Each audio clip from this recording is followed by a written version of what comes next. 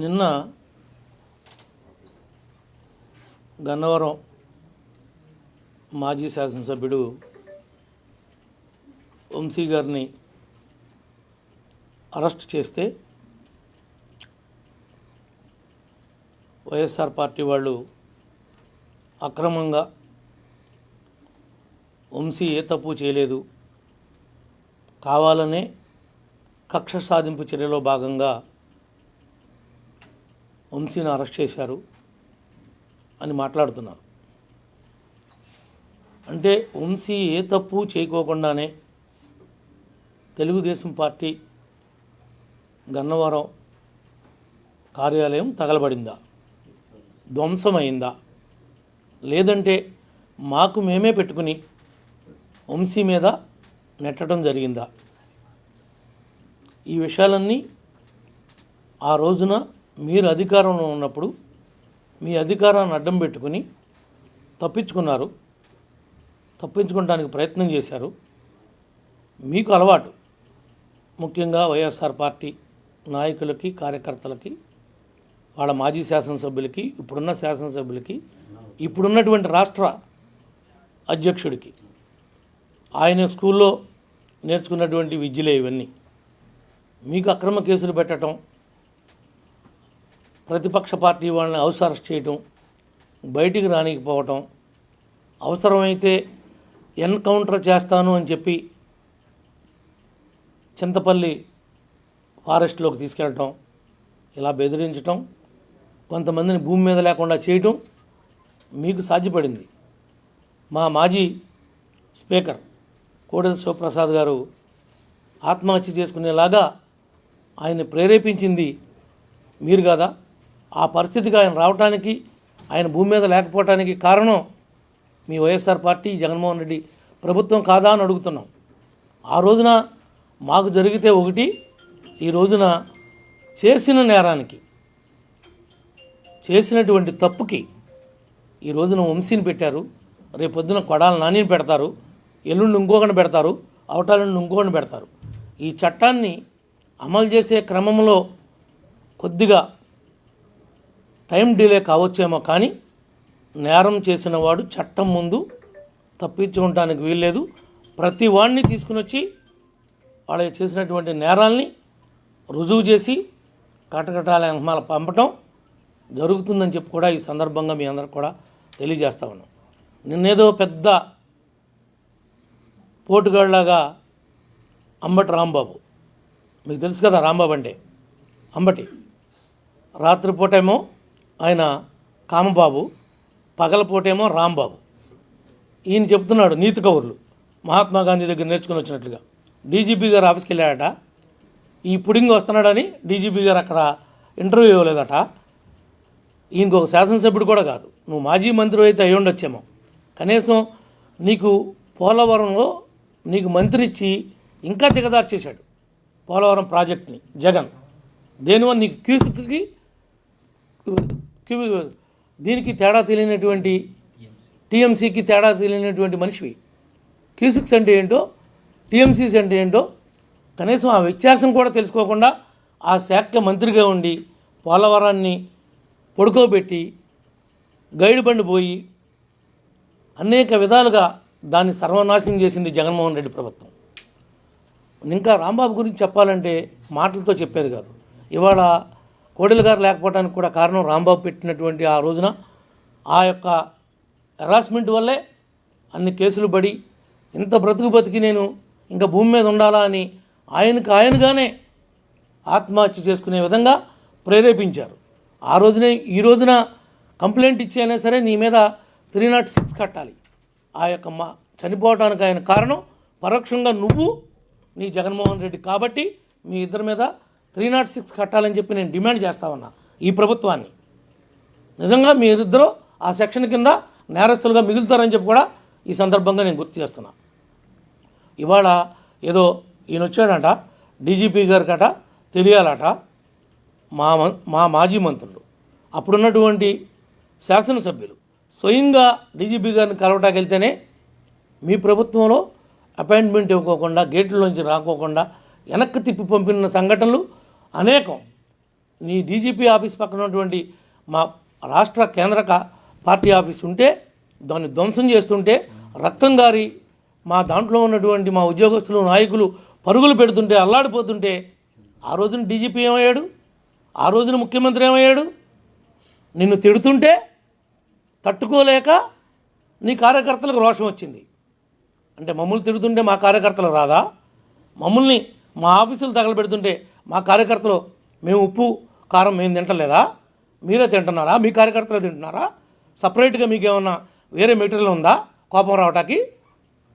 సమాధానం చెప్పాలి ముఖ్యమంత్రిగా. మాజీ ముఖ్యమంత్రి ప్రతిపక్ష హోదాలో చంద్రబాబు గారు వెళ్తుంటే రాళ్ళు వేశారంటే డీజీపీ అంటాడు స్వేచ్ఛ, భావస్వేచ్ఛ అంటాడు. భావస్వేచ్ఛ వ్యక్తీకరిస్తారు వాళ్ళు.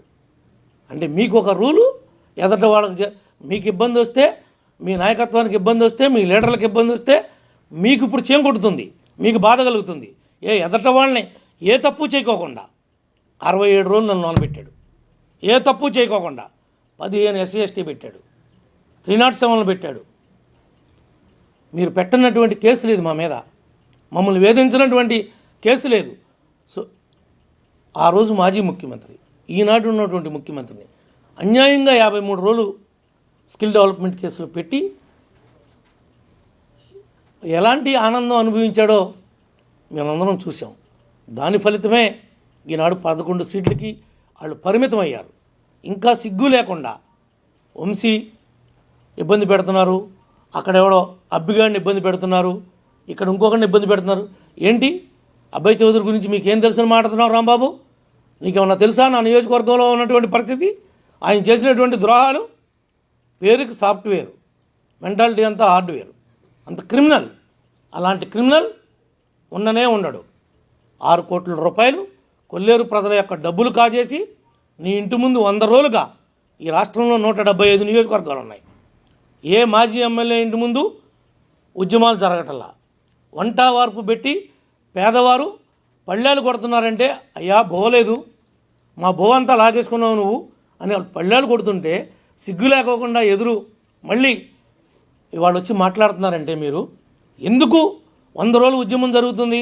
అదే తెలుగుదేశం పార్టీలో నా ఇంటి ముందు ఇలాంటి ఉద్యమం జరుగుతుంటే మా నాయకుడు నన్ను పిలిపించేవాడు, నా తప్పుంటే మందలించేవాడు, దాన్ని ఇమీడియట్గా షార్ట్అవుట్ చేయమని డైరెక్షన్ ఇచ్చేవాడు.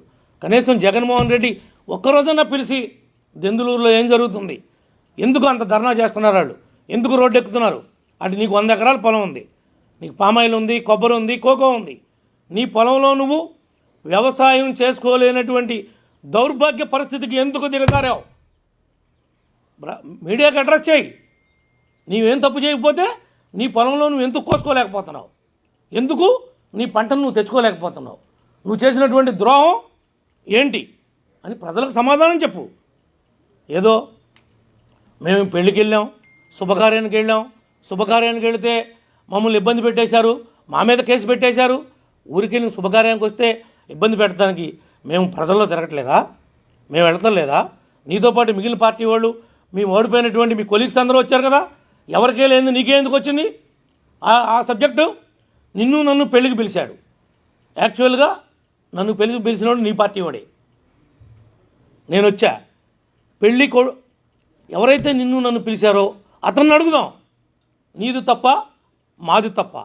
నాది తప్పు అంటే నేను ఇప్పుడే రిజిగ్నేషన్ ఇచ్చేస్తా స్పీకర్ గారి దగ్గరికి వెళ్ళి, నేను ఇంక అసెంబ్లీకి రాను ఈ పీరియడ్లో. నీది తప్పు అంటే నువ్వేం సమాధానం చెప్తావు?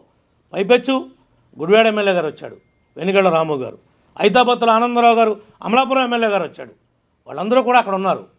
పైపెచ్చు ఏమంటున్నావు? వాళ్ళందరూ నన్నే తప్పుపట్టారు అని నువ్వు చెప్తున్నావు.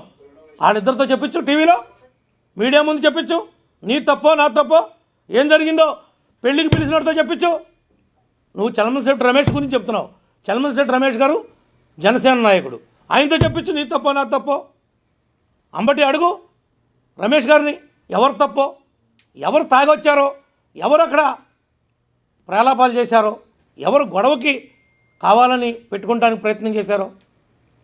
నిజమే కారటం పెడితే దుర్భాషలాడా, తప్పని పరిస్థితుల్లో ఎందుకు ఆడాల్సి వచ్చింది అంటే నువ్వు కారటం పెట్టించి నువ్వు గొడవ పిలుస్తుంటే అబ్బాయ్యా నువ్వు కాబట్టి మగోడు రా, నువ్వు పెళ్లి కాడి నుంచి వెళ్ళిపోయిన తర్వాత నేను వెళ్తాను అని పక్కన నుంచోనా? చెప్పు రాంబాబు. ఏదో నోరు ఉంది కదా అని, చెప్పగలవు కదా అని మీడియా ముందుకు వచ్చి నువ్వు గంట అరగంట అని మాట్లాడేటువంటి వ్యక్తివి నువ్వు కూడా నా క్యారెక్టర్ గురించి మాట్లాడతావా అంటున్నావు. నీ గురించి అందరికీ తెలుసని. నా గురించి నిజంగా తెలుసు. నేను ప్రజల కోసం పాటుపడతానని, కష్టపడతానని, ఆవేశపడతానని, తొందరపాటు ఉందని అని ఈ రాష్ట్ర ప్రజలందరికీ తెలుసు. నువ్వు చెప్పేదేంటి నా గురించి? నా గురించి నాకు తెలుసు, రాష్ట్ర ప్రజానికానికి తెలుసు, మా పార్టీ వాళ్ళకు తెలుసు, మా కూటమి నాయకులకు తెలుసు. నువ్వు నాకేంటి సర్టిఫికేట్ ఇచ్చేది? నీ గురించి ఉన్న సర్టిఫికేట్ గురించి చెప్పవే. అసలు నువ్వు గంట అరగంట గురించి ఇప్పుడు చెప్పావా? ఎందుకు మాట్లాడాల్సి వచ్చిందో? ఎందుకు ఆ విషయం మీద నువ్వు వివరణ ఇవ్వలేకపోయావు? కారణం ఏంటి? నువ్వు నీ మాటలు కావా ఇవి? నువ్వు మాట్లాడి కావా? ఏ సుఖాన్ని నువ్వు దొరకలేదా నీకు మాట్లాడడానికి? మా గురించే మాట్లాడుతున్నావు. డీజీపీ గారు మీరు ఇవ్వకపోతే అంటి చేస్తానంటున్నావు. ఆ రోజు నువ్వెందుకు తెలుగుదేశం వాళ్ళు వస్తే రిప్రజెంటేషన్ తీసుకోనికుండా ఆపావు? నువ్వు నేర్పిన సంస్కృతే కదా ఇది. నేను చెప్పేది ఏంటంటే మీడియా ద్వారా ఈ రోజున వంశీ కావచ్చు, రేపటి రోజు వంతు నానికి రావచ్చు, లేదంటే ఇంకొక ఎల్లయ్యక రావచ్చు, పుల్లయ్యక రావచ్చు. 4 రోజులు చట్టాన్ని అమలుపరచటంలో కూటమి వెనక్కుంటే ఉండొచ్చేమో నేను కూడా అంగీకరిస్తున్నా. తొందరపడి దుందుడుకుగా ఏ రకమైనటువంటి చర్యలు చేపట్టడానికి వీల్లేదని ముఖ్యమంత్రి గారు, ఉప ముఖ్యమంత్రి గారు, కేబినెట్ యొక్క వాళ్ళ సహచరులు నిర్ణయాన్ని ఈ ప్రభుత్వం అమలు చేస్తుంది. ఈ ప్రభుత్వం అంటే డీజీపీ గారు కావచ్చు, సిఎస్ గారు కావచ్చు. అంతే తప్ప ఎవ్వడు కూడా తప్పు చేసిన వాడు చట్టం నుంచి తప్పించుకునేటువంటి అవకాశం అనేది ఉండదు అని చెప్పి కూడా ఈ సందర్భంగా మీ అందరికి కూడా మరొక్కసారి తెలియజేస్తా ఉన్నాం. ఈ విషయాలన్నింటినీ కూడా దెందులూరు నియోజకవర్గంలో కావచ్చు, గన్నవరం కావచ్చు, గుడివాడ కావచ్చు, లేదంటే బందర్ కావచ్చు, చాలామంది ఫీల్ అవుతున్నారు. పేరు నారినేంటి ఆ విధంగా వదిలిపెట్టారు, అంత కుంభకోణం చేస్తే ఈ ప్రభుత్వం ఏం చేస్తుంది అని అడుగుతున్నారు. చాలామంది జన సైనికులు, తెలుగుదేశం వారు కూడా ఫీల్ అవుతున్నారు. వీళ్ళు చేసినటువంటి ద్రోహాలు, వీళ్ళు చేసినటువంటి దోపిడీలు కాకినాడ దగ్గర నుండి ఒక్కొక్కరితో చరిత్ర ఉంది. మనిషిని చెప్పి మీరు డోర్ డెలివరీ ఇస్తేనే దిక్కు దివాణం లేదు. ఇది ఈ ప్రభుత్వం అన్నా మీరు మాట్లాడేది? ఈ గవర్నమెంట్నా మీరు ఏలెత్తి చూపేదని అడుగుతున్నాం. మీ తప్పు లేకుండా ఈనాటికి నా నియోజకవర్గంలో ఒక్క కేసు అంటే ఒక్క కేసు అక్రమంగా పెట్టల, ఒక్కడిని జైలుకి పంపలా వైఎస్ఆర్ పార్టీ నాయకులను కానీ కార్యకర్తలు కానీ. అది కారణం ఈ కూటమి యొక్క క్రమశిక్షణ, ఈ కూటమి యొక్క నిర్ణయం. ఈ రోజున అబ్బాయి చౌదరి మీద కేసు ఎందుకు కట్టాల్సి వచ్చింది? నువ్వు నీ మనుషులు పేటరేగిపోయారు. నాతో గొడవపడి నన్ను ఒక నేరస్తుడిగా, ఒక క్రిమినల్గా చిత్రీకరించడం కోసం మీరు ఒక స్కెచ్ చేశారు. ఆ స్కెచ్లో మీరే పడ్డారు. నన్ను ఇరికిద్దామని చూశారు, మీరు ఇరుక్కున్నారు. మీరు 25 మందితో వచ్చారు, నేను 3 వచ్చా. నా గన్మెన్, నా డ్రైవర్, నా 2 డ్రైవర్లు, ఒక వాటర్ బాటిల్ ఇచ్చేవాడు, ఒక ఫోటోలు తీసేవాడు. ఇంత మట్టుకే నా 2 కారులో ఉంది. మిగిలిన వాళ్ళందరూ ఫంక్షన్ల వల్ల ఎటు స్కాటెడ్కి విడిపోయాం. నువ్వు వచ్చింది 25 మందితో వచ్చావు. 25 మందితో వచ్చావు గొడవ పెట్టుకోవడానికి. కావాలని వచ్చావు, ఉద్దేశపూర్వకంగా వచ్చావు. నువ్వు కొల్లేరు తాలూకా ఉన్నటువంటి 6 కోట్లు ఎగ్గకొట్టడంలో ఇది ఒక ప్లాన్. అది ఆ స్కెచ్లోనే నువ్వు ప్రయాణం చేసావు కాబట్టి ఈరోజు నీ మీద కేసు కట్టాల్సి వచ్చింది. అంతే తప్ప నువ్వేంటి, నువ్వు ఒక మాజీ ఎమ్మెల్యేవి. ఎవడు నువ్వు వెళ్తే నీ కారు అక్కడ ఉంటే ఎవడు వెళ్తాకి వెళ్ళేదా? పెళ్ళిళ్ళకి ఎవడు పెళ్ళిళ్ళకి వస్తాకి వెళ్ళేదా? వచ్చావు, దిగావు, నీ కారు ఎక్కడ ఉండాలి? పార్కింగ్లో ఉండాలి. ఎవడొస్తే నువ్వు ముందు వస్తే నీ కారు వస్తుంది, నేను ముందు వస్తే నా కారు వస్తుంది. నేను వస్తున్నాను నా డ్రైవర్ పెడితే కావాలని ఆ విజువల్స్ చూపిస్తా, మీకు ఇస్తా. మీ మీడియా వాళ్ళందరి దగ్గర లేవు. నా కారుకి కెమెరా ఉంది. నా కారు పెట్టిన తర్వాత వాళ్ళ డ్రైవర్ ఏ విధంగా తీసుకొచ్చి కారు పెట్టాడు. ఎవడైతే కళ్యాణ మండపంలో ఉన్నటువంటి సెక్యూరిటీ వాడు 3 సార్లు చెప్పాడు, వాళ్ళు వచ్చేస్తున్నారు, వాళ్ళ కార్లు వచ్చినాయి, కొద్దిగా పక్క పెట్టని. వస్తే రానిమని చెప్పి అంటే, వస్తే రానిమంటే అది గౌరవం అదా ఇచ్చేది? చదువుకున్నటువంటి సంస్కారం అదా? బూతులు తిట్టావు అనకపోతే గొప్ప పని చేసావు అబ్బాయా, నువ్వు కాబట్టి పెట్టావు అబ్బాయా కార్లు అడ్డం, శబాష్ నువ్వు వెళ్ళాకే వెళ్తావు అబ్బాయా అని అనమంటావా? ఏంటి మీ ఉద్దేశం? రాంబాబు సమాధానం చెప్పు. రమ్మంటావా? నీ దగ్గరికి, నీ ఇంటికి రమ్మంటావా? నీ ఆఫీసుకి రమ్మంటావా? వచ్చి చెప్తా. నా తప్పు అంటే చెప్పు, అంతే తప్ప నీకు నోరుంది కదా అని ఆంబోతులాగా అరవమాక, రంకిలేయమాక. నువ్వు ఆంబోతు అని తెలుసు, రంకిలేస్తావని తెలుసు. నీ రంకిలన్నీ మొన్న ప్రజాక్షేత్రంలో నీ కూరలు తీశారు, నీ పేకలు తీశారు. పేకలంటే పొడిచే కొమ్ములు ఉంటాయి, ఆంబోతు కొమ్ములు ఉంటాయి కదా, అవన్నీ కూడా ఎరగదీశారు. ఇంకెందుకు రంకిలు వేస్తున్నావు? ఎవడి మీద వేస్తావు రంకిలు? నువ్వు వేసావు, నీ జగన్ వేశాడు. వై నాట్ 175 అన్నాడు. ఏమైంది? మీ రంకిలన్నీ ఏమైపోయినాయి? ప్రజలు ఏం చేయాలో మీకు ఎక్కడ కాల్చి వాతలు పెట్టాలో అక్కడ పెట్టారు. అంటే ఆ వాతలు చూపించుకుంటానికి కూడా లేనటువంటి రహస్య ప్రదేశంలో పెట్టారు. ఆ వాతలు నాకు ఇక్కడ పెట్టారని చెప్పుకుంటానికి కూడా లేదు, అలాంటి వాతలు పెట్టారు.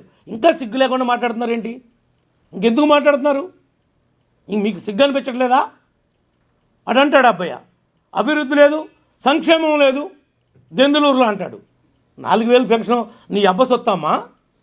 ఆ ఇచ్చింది నీ అబ్బ సొత్తా, లేకపోతే నీ జగన్ అబ్బ సొత్తా? అది సంక్షేమం అనరా? దాని సంక్షేమం లెక్కలోకి రాదా అది?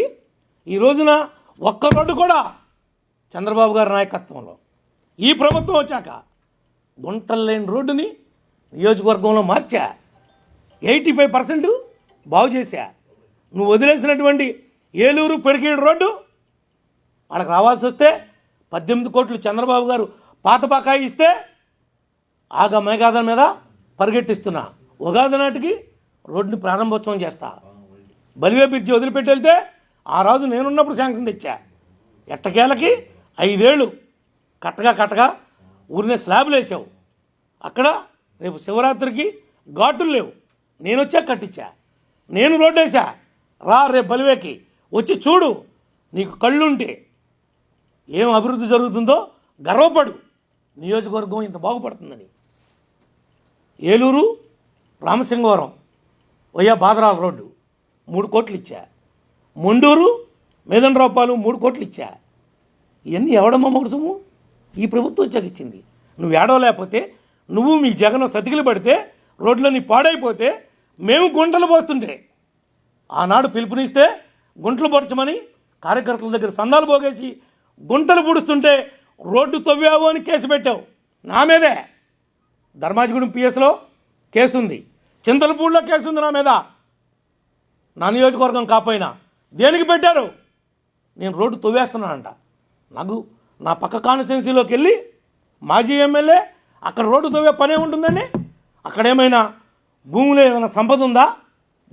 గోల్డ్ బిస్కెట్లు ఏమైనా ఉన్నాయా రోడ్ల కింద నేను తవ్వటానికి? మీరు పెట్టినటువంటి కళ్ళుండి పరిపాలించారా, కళ్ళు లేక గతంలో పరిపాలించారా అని అడుగుతున్నా. ఇప్పుడు కూడా కేసు ఉంది, కావాలంటే చూడండి. రోడ్డు తవ్వాలని పెట్టారు. ఎవరు కంప్లైంటు? విఆర్ఓ, చిన్న ఉద్యోగస్తురాలు. నేను ఒక ఆర్ఎన్బి రోడ్ని వేరే నియోజకవర్గం వెళ్ళి తవ్వేస్తున్నానంట. ఆ రోడ్డు తవ్వేస్తే జగన్ ఇంట్లో తవ్వితే బిస్కెట్లు వస్తాయేమో, రోడ్డు తవ్వితే ఏమొస్తాయి బిస్కెట్లు? రోడ్డు కింద ఏమైనా బిస్కెట్లు ఉంటాయో తవ్వుతాను నేను? ఇలాంటి కేసులు పెట్టి ఇవాళ ఏదో కేసు పెట్టారంట, కేసు కట్టారంట, లబలబలబలాడుతున్నారంటమ్మా. లబలబలాడతాం చేసిన తప్పుకి, చేసిన ఘోరాలకి. ఇంట్లో ఉన్నటువంటి ఆడపిల్లల్ని రోడ్డు మీద మాట్లాడినందుకు మీ కేసే పెట్టారంటున్నావు. చట్టం ఒప్పుకోదు, డెమోక్రసీ సిస్టంలో ఉన్నాం కాబట్టి. కానీ వంశీగారి నాలుగు ఎదరకు లాగి కోసేయాలిట, నాలుగిట లాగి అక్కడ కోసేయాలి. అప్పుడు కానీ పనిష్మెంట్ సరిపోదు. ఒక్క కేసే అంటారేంటి? ఎలాంటి మాటలు మాట్లాడారు, ఎలాంటి అవహేళన చేశారు, ఎలా వికటంగా నవ్వుకున్నారు. ఆ అసెంబ్లీలో విజయ్ చూపించండి అయ్యా, ఎలా నవ్వుకున్నాడు జగను. వీళ్ళు మాట్లాడుతుంటే వాళ్ళు నవ్వుకున్నారు. ఈ మిగిలిన వాళ్ళందరూ కూడా మంది బలం ఉంది కదా అని పేటరేగిపోయి విచ్చలవిడిగా చేసి ఇవాళ ఏదో మాట్లాడుతున్నాడు. వీళ్ళందరూ మాట్లాడుతున్నారు. జగన్ ఎందుకు పోయాడు బెంగళూరు? వంశీ దగ్గరికి రావచ్చుగా, జైలుకి వెళ్ళొచ్చుగా. ఒక దాంట్లో పుట్టి ఇంకో దాంట్లోకి వచ్చాడు కదా వాడు. నీ గూడికిం చేశాడు కదా, నువ్వు తిట్టించావు కదా వాడితో. ఇవాళ వాడు జైలుకి వెళ్ళాడంటే కారణం ఎవడో? జగనే. జగన్ డైరెక్షన్తోనే తిట్టాడు, జగనే ప్రోత్సహించాడు. ఇవాళ పనిష్మెంట్ అనుభవిస్తుంది ఎవడు? ఆ రోజు ఏదో నోరు ఉంది కదా అని మీడియా వాళ్ళు కెమెరాలు పెట్టారు కదా అని మైకులు చూసి రెచ్చిపోతే పనిష్మెంట్ ఉంటుంది, ఉండకుండా ఉండదు. తప్పు చేస్తే, తప్పు చేయనివాడు చాలామంది ఉన్నారు. అందరి జోలికి వెళ్ళరా? ఎందుకని వెళ్తలా? నేను కూడా గతంలో జగన్ గురించి మాట్లాడాను కాబట్టి ఫస్ట్ నన్ను తీసుకుని 67 లోనికి వేశాడు. నన్ను ఎందుకు వేశాడు? కేవలం నువ్వు, నీ బాబు, నీ తాత, నీ చరిత్ర ఇది రక్త చరిత్ర అన్నా. ఇప్పటికే అంటున్నా, వాస్తవమే అన్నా. నేను సొంత బాబాయినే చంపాడు. సొంత బాబాయే ఎలా చనిపోయాడో తెలియలేదని విజయసాయిరెడ్డి ఆశ్చర్యపోయాడని ఇప్పుడు చెప్తున్నాడు కదా బయటకు వచ్చాక. ఆశ్చర్యం కలిగింది నాకని. మంటరావు అప్పుడు కలగలా వీళ్ళెవరికి. అప్పుడు కప్పెట్టారు, భూస్థాపితం చేశారు. ఎవరికైనా తప్పు చేసినోడు చట్టం ముందు తప్పించుకోలేడు. తాత్కాలికంగా తప్పించుకోవచ్చేమో అధికార బలంతో తప్ప మరి ఇంకొకటి కాదు. ఇంకేమైనా మీకేమైనా? కోడెల గారి కేసు గురించి చెప్తున్నారు. అదేంటది 306 ఇప్పుడు కేసు ఇన్వెస్టిగేట్ చేయమన్నారా? నేను తప్పనిసరిగా కంప్లైంట్ ఇస్తాను. దీనికి కారణం ఆ రోజున ఈ అంబటి రాంబాబు, ఈ జగన్మోహన్ రెడ్డి, అప్పుడున్నటువంటి అధికారులే బాధ్యత వహించాలి. ఆయన మాజీ హోమ్ మినిస్టరు, స్పీకర్ చేశాడు, గౌరవప్రదమైనటువంటి పదవులు చేశాడు, ఇంకా వేరే శాఖలు కూడా చేశాడు. అలాంటి వ్యక్తి పల్నాడులో పుల్లాగా బతికినటువంటి వ్యక్తిని ఎదవ సోఫాలేంటి, టీపాయిలేంటి, కుర్చీలేంటి అంటే బతికేంతయ్యా? 1000 సెట్లు కావాలంటే కొనిస్తా. కోడలు తెచ్చివ్వగలరా? 1000 సెట్లు కొనిస్తా కావాలంటే. ఎవరికన్నా చారిటీ ఉంది నా దగ్గర, నేను కొనిపెట్టగలుగుతా. కోడలు తేగలుగుతామా? తప్పనిసరిగా మాట్లాడతాం. మా పార్టీ అధ్యక్షుల వారి దృష్టికి కూడా తీసుకెళ్తాం, ముఖ్యమంత్రి గారి దృష్టికి కూడా తీసుకెళ్తాం. వాళ్ళ మీద 306 సెక్షన్ వస్తుంది. ఎందుకంటే ఆత్మహత్య చేసుకునే విధంగా ప్రేరేపించబడినటువంటి ఆత్మహత్యది. ఆయన ఆత్మహత్య చేసుకుంటానికి కారణం గత పాలకులు. గత పాలకులు అంటే ఎవరైతే అలాంటి సిచ్యువేషన్ని క్రియేట్ చేసి ఆయన మానసికంగా ఇంకా నేను బ్రతకూడదు అని నిర్ణయించుకుంటానికి విధంగా థ్రెటనింగ్ చేశారో, ఆ థ్రెటనింగ్ చేసినటువంటి వాళ్ళందరూ ఈ సోకాల్డ్ అంబటి రాంబాబుతో సహా వీళ్ళంతా ముద్దాయిలే అవుతారని చెప్పి నేను ఈ సందర్భంగా మీ దృష్టికి తీసుకొస్తా ఉన్నా. ఇది గవర్నమెంట్ దృష్టికి, అందరి దృష్టికి కూడా, పార్టీ దృష్టికి కూడా తీసుకెళ్తాం. అదే చెప్తున్నాను కదా, ఆ జగన్ బెంగళూరు వెళ్ళిపోవడానికి ఎలా చూస్తారు అంటే అలాగే చూస్తారు. జగన్ ఎప్పుడు ఆ రకంగానే ఉంటాడు. జగన్ అనేవాడు ఎలాంటి వాడో రాష్ట్ర ప్రజలు చెప్పారు. కృష్ణ, రాష్ట్ర ప్రజలు జగన్ అనేవాడు ఎటువంటి వాడో చెప్పాడు. నువ్వు నేను చెప్పద్దు. ఇంకా చెప్పినా జగన్ గురించి ఎంత మాట్లాడుకున్నా ఏమాత్రం ఉపయోగం లేనటువంటి మాటలే. ఎందుకనంటే సర్వనాశనం చేశాడు. రాజధాని లేని రాష్ట్రంగా ప్రాజెక్టుని పాడు చేసి ఈ రోజున పోలవరం నీళ్లు మన నెత్తి మీద రావాల్సినటువంటి పరిస్థితుల్లో పోలవరాన్ని పడకేపించి 3 రాజధానులు 3 ముక్కలాట పెట్టి ఎవడకాడు అంటాడు. ఒకడు ఇసుకతో చేస్తానని అంటాడు. ఎక్కడుంది చంద్రబాబు ఇసుక? ఒక్క ట్రాక్టర్ అమ్మొచ్చా? అమ్మితే చంద్రబాబు గారు ఒప్పుకుంటాడా? పవన్ కళ్యాణ్ గారు ఒప్పుకుంటాడా? ఇసుకతో చేస్తున్నారంటారండి. ఎవడు తోచేస్తున్నాడు? పోనీ అమ్ముతున్నారు ఎక్కడన్నా? బ్లాక్ మార్కెట్ ఉందా? ఎవరు ట్రాక్టర్ ఆడేసుకెళ్ళి కొట్టుకొచ్చుకోమని చెప్పి ప్రభుత్వం యొక్క ఉత్తర్వులు, ముఖ్యమంత్రి గారి యొక్క ఆదేశాలు ఎక్కడన్నా ఉల్లంఘన జరుగుతుందా అని అడుగుతున్నా.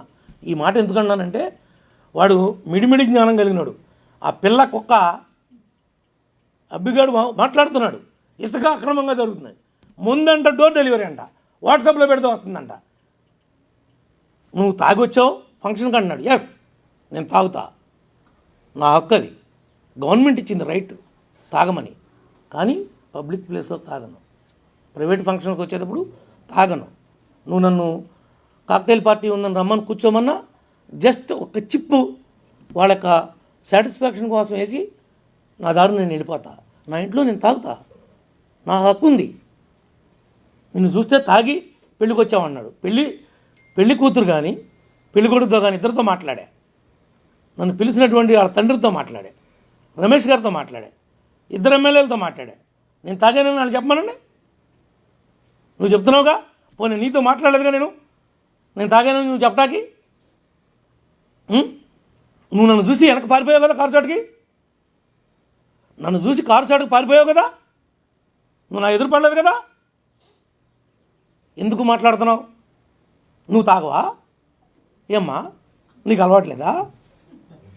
మీ అమ్మటి రాంబాబుకి అలవాట్లేదా? మీరంతా ఏంటి రాత్రిపూటలు చేసేది? నాకున్న అలవాటు నేను చెప్తా. ఎస్, నాకుందని చెప్తా. తప్పే ఉంది? చట్ట ప్రకారం ఎన్టీ రామారావు గారు ఉన్నప్పుడు బ్యాన్ ఉంది, అప్పుడు చెప్తే లోనేసేవాళ్ళు. ఇప్పుడు బ్యాన్ లేదుగా, ఇప్పుడేం బ్యాన్ లేదు కదా ఏపీలో ముందు తాగకూడదని. తాగి వచ్చాడు పెళ్ళికి, ఎవరిని అల్లరి చేద్దాం అనుకుంటున్నావు? నీకు తాగుడు అలవాటు లేదా?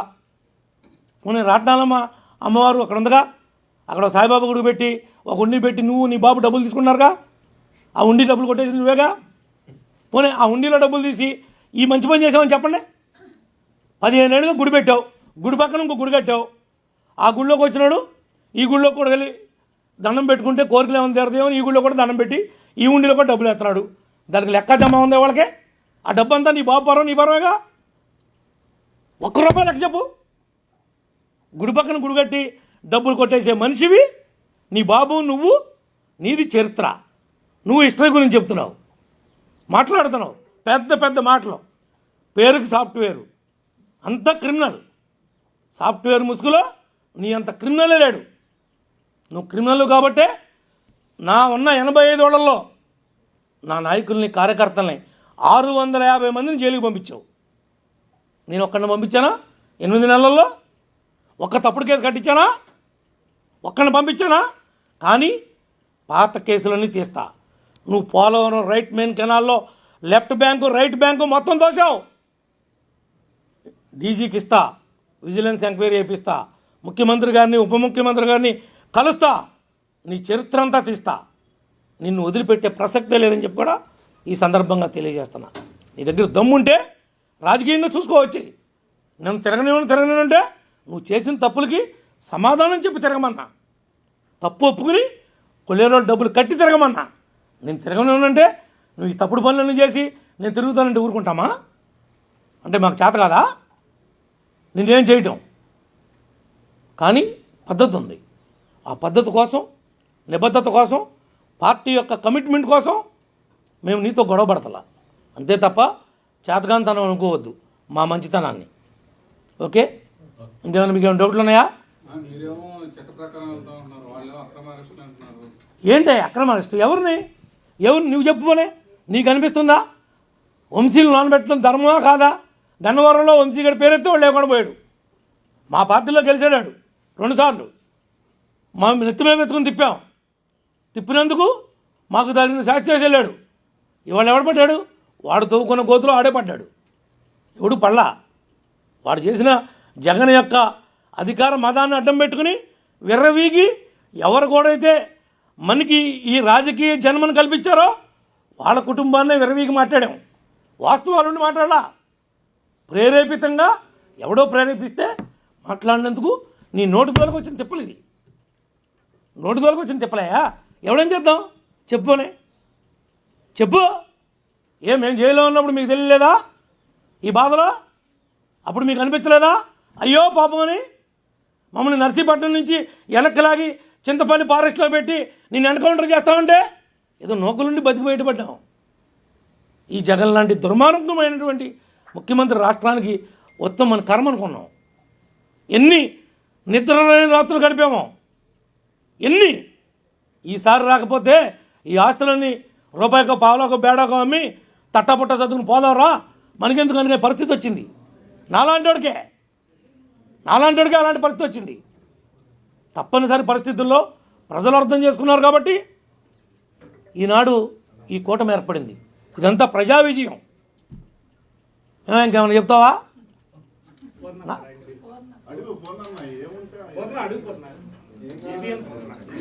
అడగమను.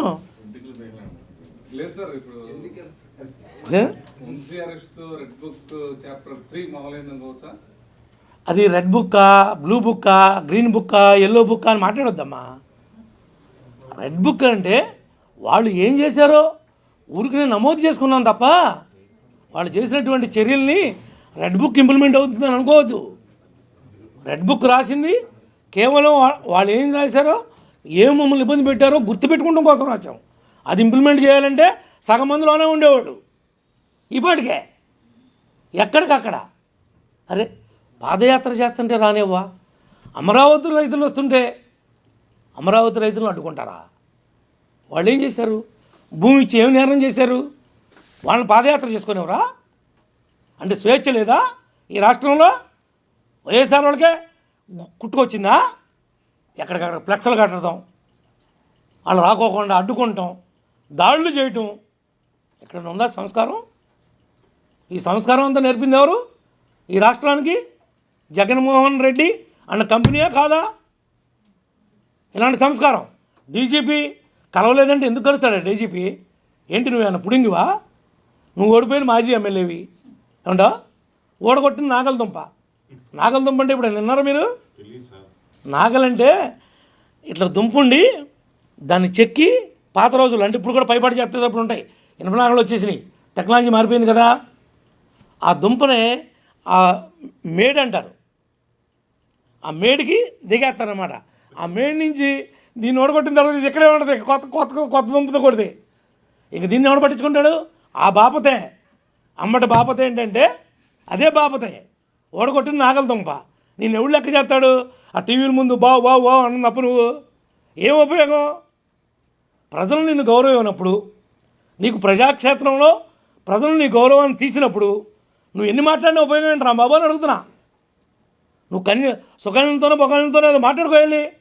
ఇవన్నీ ఇప్పుడు ఎందుకు నీకు? ఇంకా నీకు ఫ్రీ టైం ఇది, ఎంజాయ్ అంతే తప్ప మా గురించి మాట్లాడతావా?